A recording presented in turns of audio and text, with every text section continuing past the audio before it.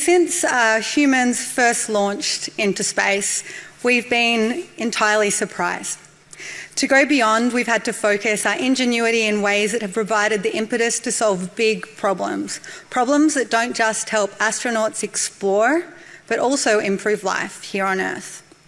Even the ability to eat in space led to food standards in the 1960s that have significantly reduced global foodborne illnesses up to 50% in some countries. We've had spin-outs from space robotics to medical robotics, water filtration in space to water filtration on Earth, IR thermometers, thermal blankets that you now see in your first aid kits. But I don't think you can justify space investment on spin-out alone. And we don't have to. Because what's really exciting today is that space is a place that doesn't just need science so astronauts can go up and work safely. It's primarily a space to do science targeted at Earth-based applications, thanks to the sophistication of the infrastructure the space sector has provided for research. This is the International Space Station.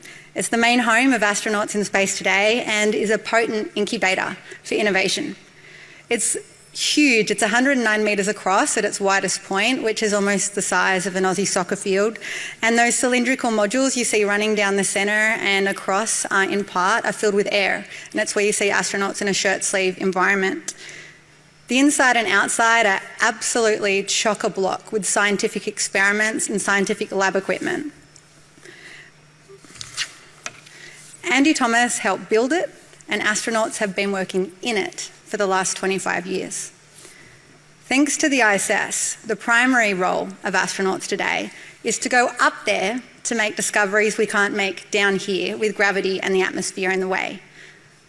Our belief in the impact and the power of these discoveries is why we put our lives on the line in training and in space. 11 astronauts were up on the International Space Station when this photo was taken yesterday. It's now reduced by 4 overnight, including Sławomir from Poland, who was my office mate at the European Astronaut Centre, and Nicole Ayres on the right, who trained alongside us at NASA as well. And it's been fascinating to follow their journeys. And I can tell you that about 75% of their working time on the International Space Station is focused on microgravity science research. It's been an immense privilege to undertake ESA astronaut basic training representing Australia. Sometimes it's called ASCAN training as well, and it's the same curriculum that ASCANs at NASA, at JAXA, at the Canadian Space Agency, and at Roscosmos, and now the UAE also undertake.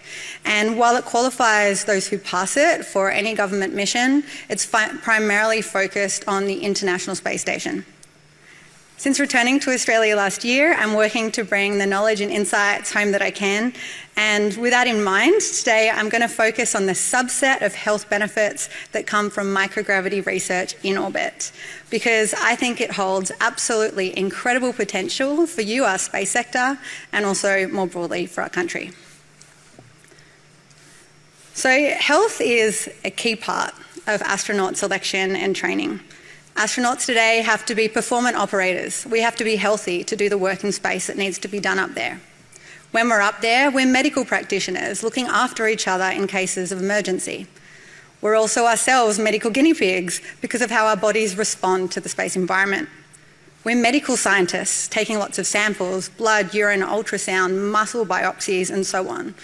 It's not glamorous, and even here on Earth, starting in selection, we're tested regularly to provide a long-term data baseline.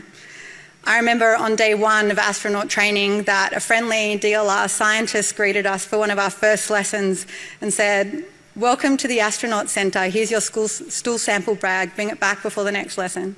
So we knew what we were in for right away. There are 5 spaceflight hazards that have to be managed to have a productive mission, taking into account also our own health we bring into it. Some summarised in the acronym RIDGE: space radiation, isolation and confinement, altered gravity, distance from Earth, and closed and extreme and hostile environments. Each of these provides opportunities for research. For example, an isolated and confined environment allows for the development and testing of antimicrobial materials, some of which are now in heart transplants in children around the world. But today I'm going to focus just on altered gravity. In space, we can feel micro, low, or hypergravity, and we train for how to live and work in these environments through scuba diving underwater, through virtual reality, and through going on parabolic flights, also called zero-G planes or vomit comets. And this, I think, helps explain a little bit what microgravity is. It's not an absence of gravity. If this plane was flying straight and level instead of parabolas, we'd feel 1G, like a normal airliner. But it would be the same if the space station was on a tall tower. You'd have about 90% of 1G. But because it laps the Earth every 90 minutes, we're in free fall.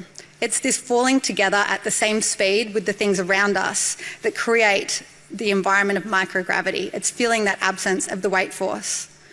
As astronauts, we have to adapt how we get around. You feel this urge to swim and kick, for example, the second your feet aren't touching the ground. And that's not productive if you kick someone in the face or a critical piece of kit. It can also get quite embarrassing if you're trying to maneuver around a corner and you miss grabbing and you sail right past it.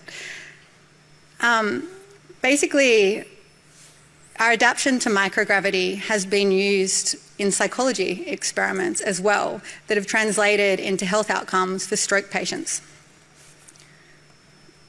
In space, every single system in our body is affected. Our bodies are absolutely incredible. They're the ultimate adapters. We don't need as much blood to live in microgravity. We don't need strong bones to live in microgravity, so our body sheds all those things. The first system that's affected that you notice, which means it's above the clinical horizon, is the neurovestibular system. The most obvious thing being motion sickness, the effects of which have been studied to help workers in related disorientating conditions on Earth. If we look to bone health, it's something that needs urgent attention in orbit and continuously degrades without the appropriate countermeasures. With exercise countermeasures, 2 hours a day on weights, the bike and the treadmill on station, we can manage this in space. Without, astronauts lose bone mass at 6 to 7 times the rate of a postmenopausal unmedicated woman, which is 1 to 2% of bone mass each month. And so this means astronauts are test subjects for conditions with osteopenia, things like osteoporosis, which also can manifest themselves differently between men and women, which is why it's important to have diversity in space as well.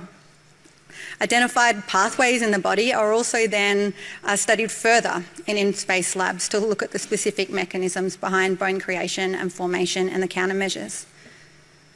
A combination of different effects have meant that astronauts also experience vision changes in orbit. Even the shape of the eyeball changes. And this is called spaceflight-associated neuroocular syndrome, and it affects at least 70% of crew on long duration, so 6-month missions. And we have to solve this problem before we travel to Mars, or astronauts might turn up not being able to see. But a real puzzle is why this only occurs on some astronauts and not others.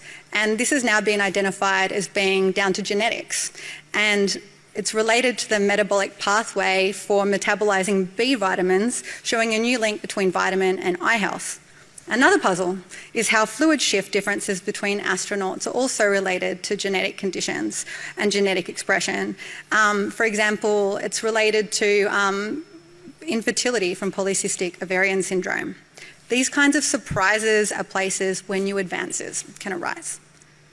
A new eye test, a miniaturized, less invasive diagnostic device developed to prevent space blindness, can also revolutionize how we diagnose glaucoma and ocular hypertension right here on Earth.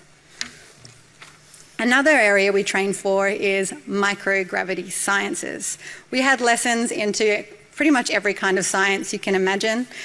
Even having worked on the International Space Station and Gateway facilities as an engineer in my past life, I was just absolutely blown away by what can be done up there in every kind of science, from fundamental to applied, and in every kind of technology readiness level, right from one all the way through to application. Today, I'm going to focus on a subset of biology, that being gravitational microbiology. Now, because there's no up or down in microgravity, physical phenomena manifest entirely differently. A lack of buoyancy and sedimentation, a lack of thermal convection or natural convection, and a lack of container effects, so 3D structures can be formed without interference. If we look at the first one, lack of buoyancy and sedimentation, this means heavy sediments don't fall to the bottom, light ones or bubbles don't rise to the top, because there is no bottom or top. This makes distribution more uniform. Because cells don't sit at the bottom of a petri dish, they can replicate faster. So space has been used to more swiftly replicate stem cells. Within some cells, amazingly, these phenomena are used to sense gravity. It's called gravity sensing. There's slightly different mechanisms in plants and animals. But what we've seen is metabolic and growth changes, like how cells in humans age faster. And this can be used to speed up the rate of disease research in cells in labs.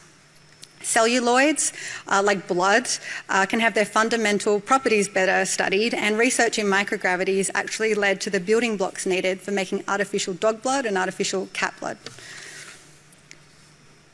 But let's move towards some real-world examples in humans.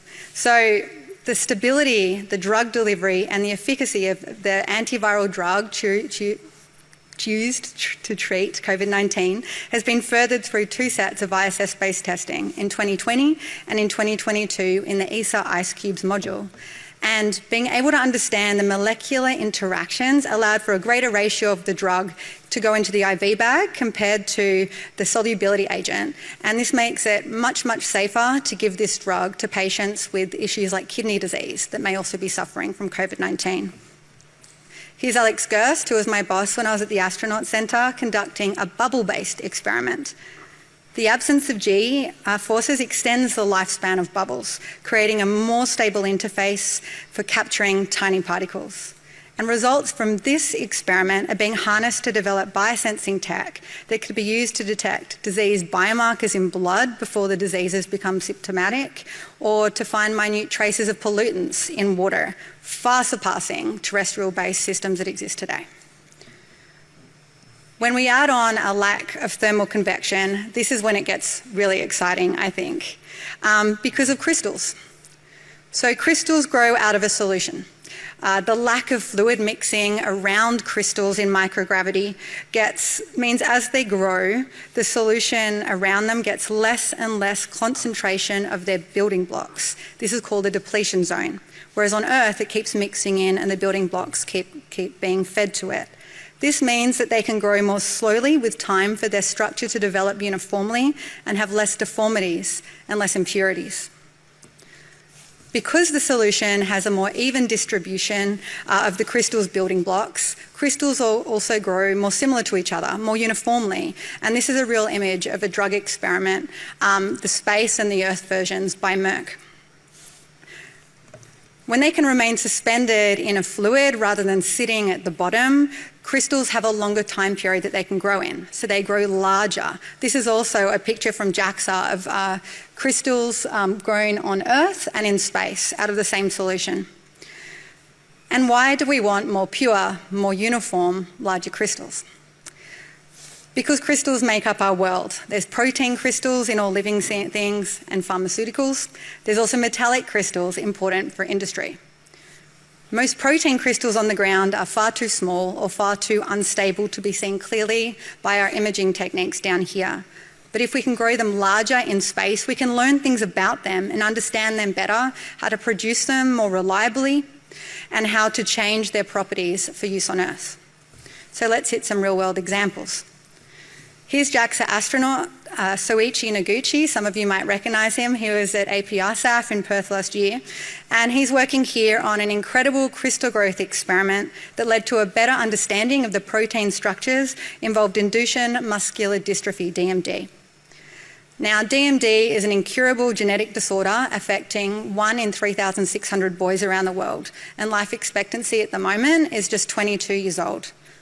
This microgravity research you can see being conducted here has directly led to the design of a drug candidate, TAS-205, which is now in phase 3 clinical trials. And indications are that this drug can double the lifespan of patients, affecting the lives of millions around the globe. Here's ESA astronaut Thomas Pesquet working on an experiment that has advanced a drug called Keytruda, which is Merck's immunotherapy cancer drug. Currently, this drug is relatively complex and costly to manufacture, and to patients requires a 30-minute infusion through an IV. There have been two major findings from microgravity research feeding into Keytruda. First, going into space allowed for the decoupling of manufacturing variables such as temperature gradients versus sedimentation, and Merck has applied these findings to change their processes back on Earth to replicate the output, and they've improved purification and storage processes and reduced their manufacturing costs.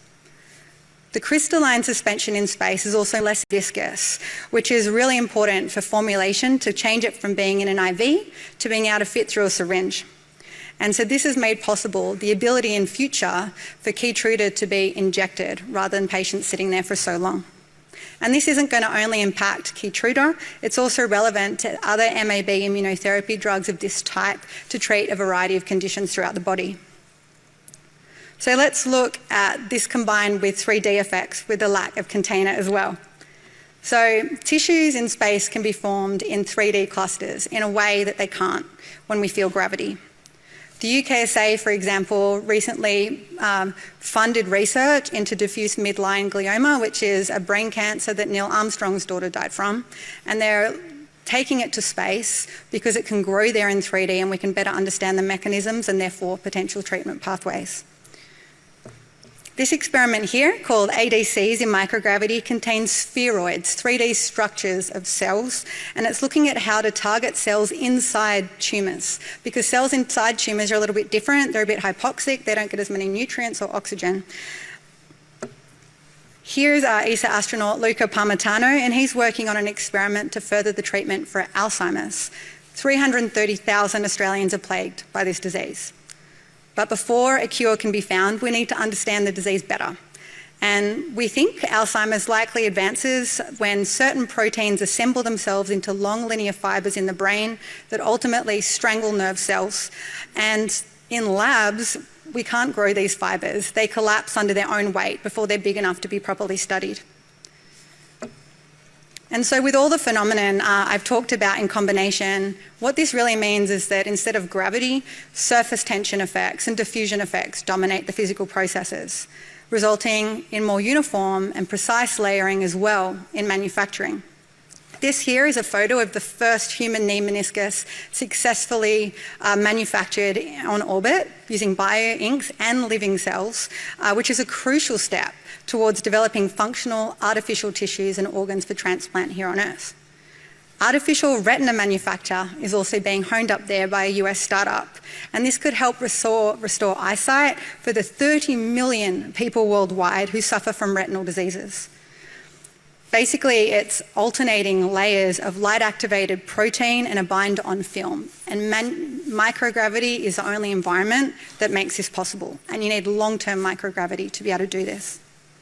And this is a similar effect that we see in long and pure optical fibre manufacture we've seen, for example, at a research at the University of Adelaide. So I think that this is all rather incredible. But why should we care here in Australia about being part of this research and manufacture rather than just benefiting from all these amazing new treatments on the horizon? Well, we have advantages here as a launch and a returns destination, because we are now one of 7 space agencies to have trained and qualified an astronaut for the ISS, so we've got new insights into this world just from the training alone. Because we have a broad and thriving domestic biotech sector that is globally recognised hub for life sciences innovation, not just for humans, but also for agriculture, with a strong focus on research commercialisation. And the time is now. While microgravity research has been around for decades, predating the ISS, in fact, the ground is absolutely shifting. The research is maturing. It's moving on from a fundamental science focus to more applications and more commercial experimentation as well. This is driven by the productivity of the research on the space station, the reduced speed and cost of access to space.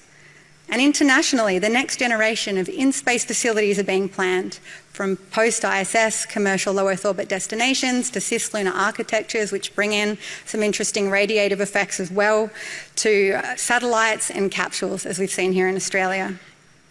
So Australia already has some excellent discrete examples of microgravity research conducted in space. We have much, much more right for going up there, from Lunaria 1 to ARC plants in space research to what we've seen out of iLaunch and much, much more. And I'm going to be getting into that a lot more in my panel tomorrow, because today I only have 15 minutes. But I can tell you that the market is there. As the space sector, it's our role to provide the infrastructure and services that allow for research in space.